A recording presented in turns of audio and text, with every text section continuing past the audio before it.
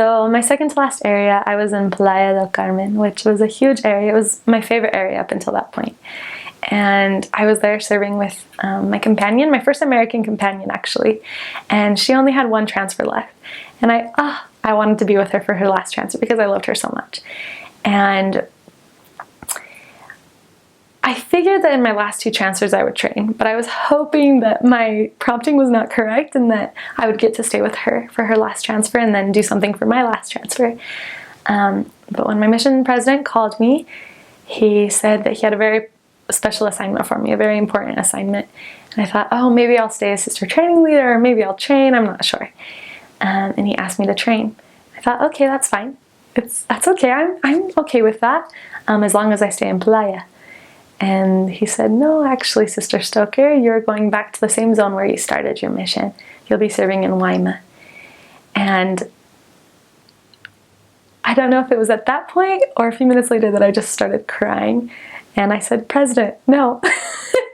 And usually whenever he called me for assignments, I would always say yes. I was not one to fight back.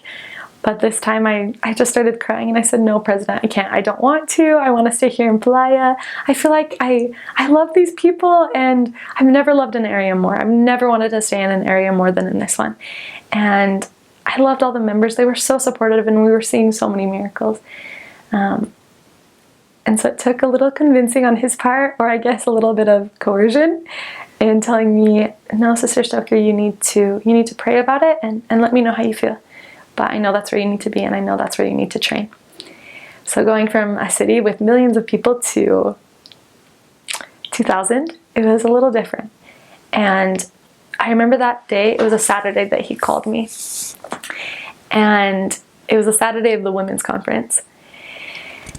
And if you remember the women's conference from 2015, October, or I guess September, Dieter F. Uchtdorf, Elder Dieter F. Uchtdorf, he spoke about Aunt Rose and how this little girl was going to go stay with her Aunt Rose and not be with her parents for a summer because her mother was getting surgery, and how she was so resistant. She did not want to go at all to go visit her old Aunt Rose, but at the end of the summer she didn't want to leave. She loved her and she loved the happiness that was exuded through this woman, this gospel living woman. And she ended up just loving her Aunt Rose's house, everything. And I remember the next day, after getting that, just that knife to the heart, saying, okay, this is what the Spirit wanted me to know, and this is what God wanted me to know. My mission president called me and he said, I hope you have the same experience that this little girl had. And I can honestly say that that's the experience that I had. Because I was getting into my last days of the mission, my last days of being in Waima, I didn't want to leave. I didn't want to leave the people that gave so much to me and helped me learn more than I had in my entire mission. And it really showed me, I guess, through the Spirit and through the own experiences that I had, that the Lord knows better.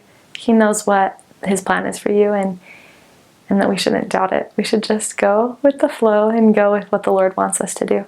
And we'll be blessed for it and we'll be happier than we can ever imagine.